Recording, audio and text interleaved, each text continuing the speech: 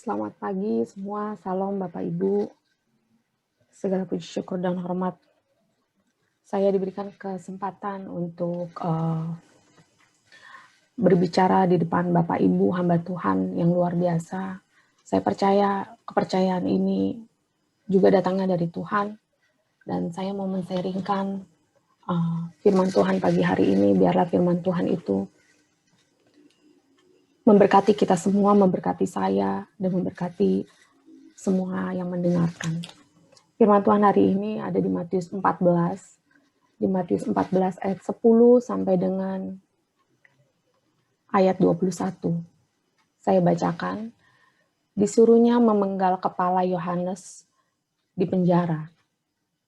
Dan kepala Yohanes itu pun dibawa oleh orang di sebuah talam, lalu diberikan kepada gadis itu dan ia membawanya kepada ibunya.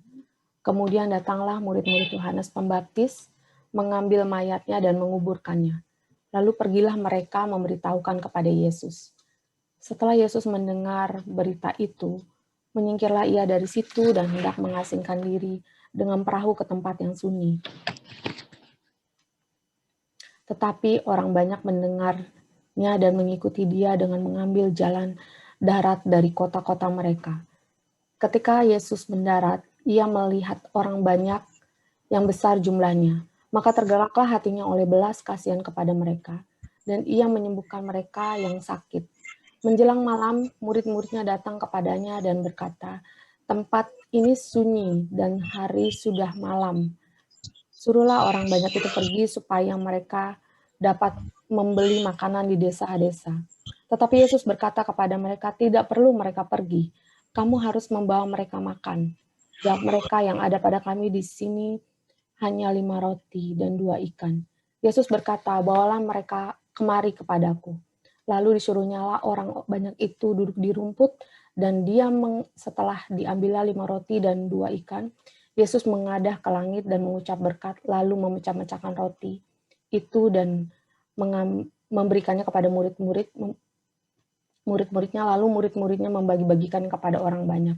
Dan mereka semuanya makan sampai kenyang. Kemudian orang mengumpulkan potongan-potongan roti yang sisa, 12 bakul penuh. Yang ikut makan kira-kira 5.000 laki-laki, tidak termasuk perempuan dan anak-anak. Cerita mengenai Yesus memberi makan 5.000 orang ini mungkin kita sudah sangat tahu dan kita sudah sangat hafal. Tapi ketika saya diminta untuk men-sharingkan firman, saya renungkan firman Tuhan ini bahwa Tuhan Yesus itu luar biasa dan penuh kasih.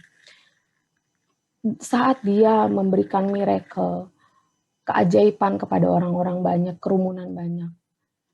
Sebelumnya dia mendengar kabar bahwa Yohanes Pembaptis dibunuh gitu. Sepupunya dibunuh.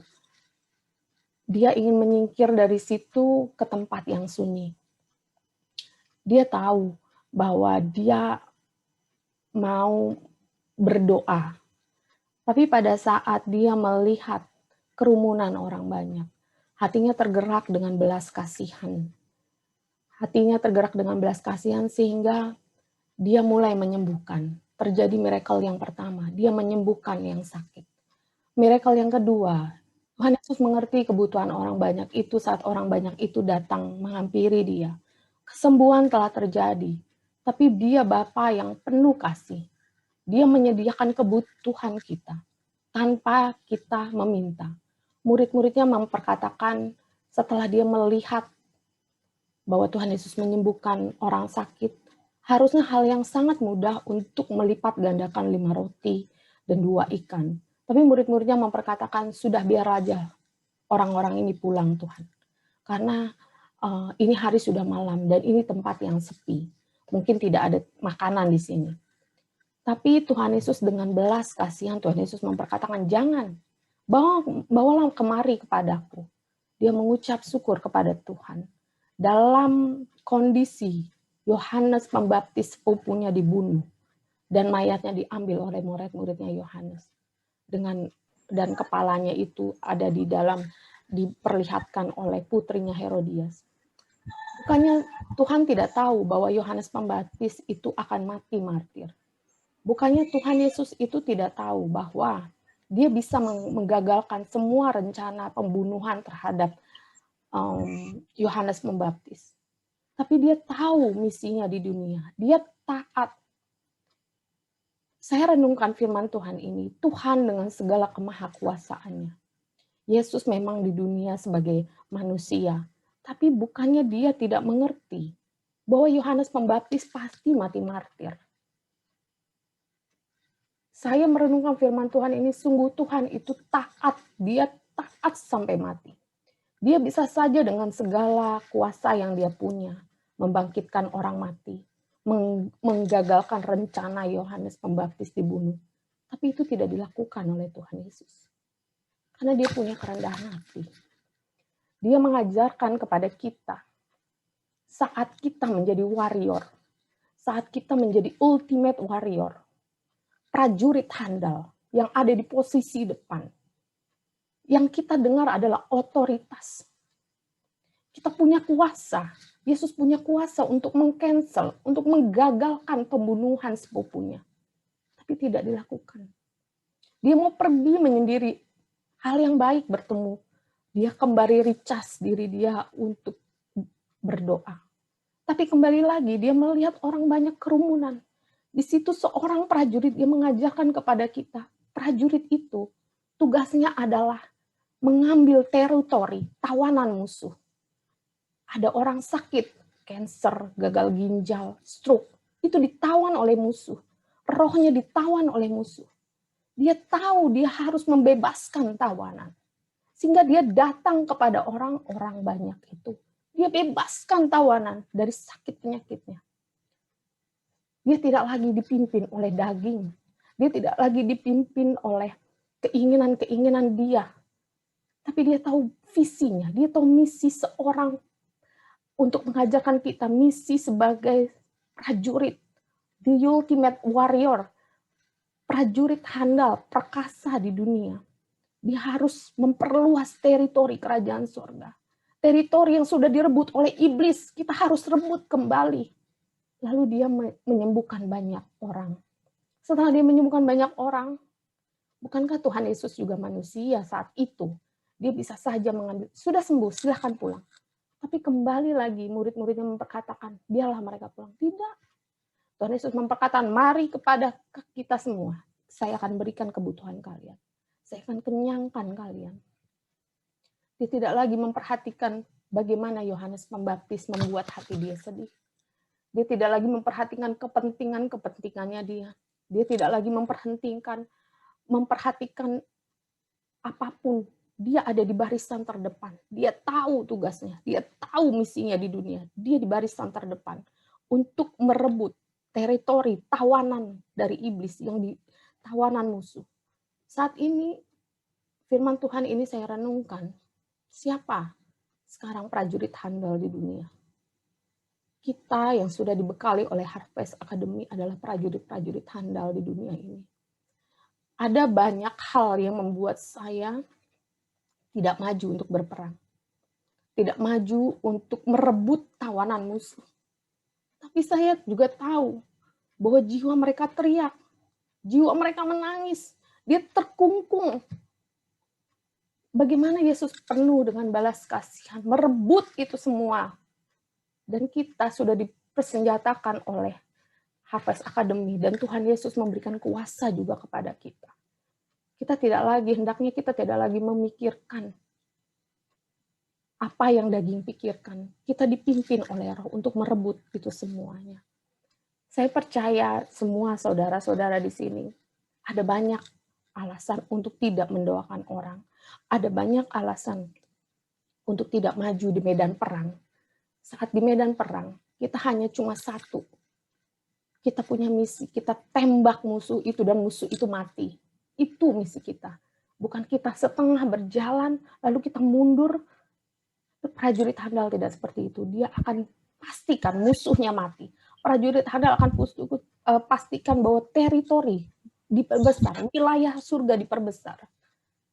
Di situ saya berpikir, Tuhan, maafkan saya, ampuni saya. Saya banyak kali terkadang dengan segala kesibukan saya gitu, saya masih tidak seperti seorang yang handal. Tapi Tuhan Yesus, firman Tuhan ini mengatakan, memberikan pelajaran buat saya. Di tengah apapun yang dia lakukan, dia tahu dia mengemban misi. Dan dia melanjutkannya. Setelah semuanya selesai, 2 mukjizat terjadi. Memberi 5 roti dan 2 ikan, berikut kesembuhan terjadi. Dia naik ke atas dan dia berdoa kepada Tuhan. Itu mengajarkan saya luar biasa. Pada saat kita sudah miracle terjadi, Tuhan sudah berikan miracle terjadi, kita harus kembali lagi kepada Tuhan. Kita recharge rohani kita. Kita kembali kepada otoritas. Otoritas surga yang memberikan kepada kita kuasa. Saya sedih melihat banyak saudara saya yang belum mengenal keselamatan. Keluarga saya sendiri belum mengenal keselamatan. Yang saya bisa doakan adalah dengan kasih sayang besar kepada mereka. Tuhan, tolong mereka. Mereka mendengar mukjizat yang telah terjadi, yang saya tiap hari berdoa. Mereka tahu, mereka dengar mukjizat, mereka lihat mukjizat. Tapi mereka tidak bisa mengambil keputusan untuk menerima Yesus. Tapi di dalam hati saya hanya berdoa kepada Tuhan. Tuhan, belas kasihan-Mu turun atas keluarga saya. Belas kasihan Tuhan turun atas keluarga saya. Sehingga saya terus melayani. Setelah melayani, saya bukan hanya melayani di keluarga, saya melayani juga keluar. Melayani juga di kantor saya. Saya ingin di dalam hidup saya, setiap hari, teritori itu diperbesar untuk kemuliaan Raja Tuhan kita. Bukan hanya kita yang menikmati surga, tapi orang-orang, tawanan musuh yang terbelenggu oleh karena musuh, iblis itu membelenggu mereka. Mereka tidak tahu bagaimana caranya mereka bebas. Yang tahu untuk membebaskan mereka adalah kita, prajurit-prajurit handal yang diberikan kuasa oleh Tuhan Yesus. Yang tidak lagi memikirkan bagaimana kehidupan seorang prajurit, tidak lagi memikirkan bagaimana kehidupan keluarga, uang, dan segala macam pada saat mereka berperang. Mereka hanya berperang, berpikir musuh harus mati. Ketika saya kembali, saya membawa victory untuk keluarga saya, untuk kemuliaan Tuhan. Demikian Bapak dan Ibu. Saya bersyukur ada di Harvest Academy, di mana Tuhan sudah memberikan kuasa kepada saya bertahun-tahun yang lalu. Dan saya gunakan di Harvest Academy ini. Saya gunakan untuk kemuliaan Raja Tuhan. Betapa saya dibohongi bertahun-tahun lalu bahwa saya punya kuasa, tapi saya tidak mempergunakannya dengan handal. Tapi setelah sekarang, saya tahu kuasa Tuhan Yesus itu sungguh nyata buat kita semua. Yang sakit disembuhkan. Tidak ada satu penyakit yang tidak Tuhan Yesus bisa sembuhkan. Di Matius 10 ayat 1, Tuhan memberikan kuasa untuk mengusir roh jahat, untuk melenyapkan segala macam penyakit. Artinya tidak ada satu penyakit yang berkuasa yang melebihi kuasa Yesus Kristus yang ada di dalam diri kita. Demikian sharing firman Tuhan. Biarlah kita semua sebagai prajurit-prajurit handal yang ada di pikiran kita adalah pulang dengan membawa victory, kemuliaan bagi Tuhan. Kita bisa mematikan, kita punya misi bahwa musuh kita mati.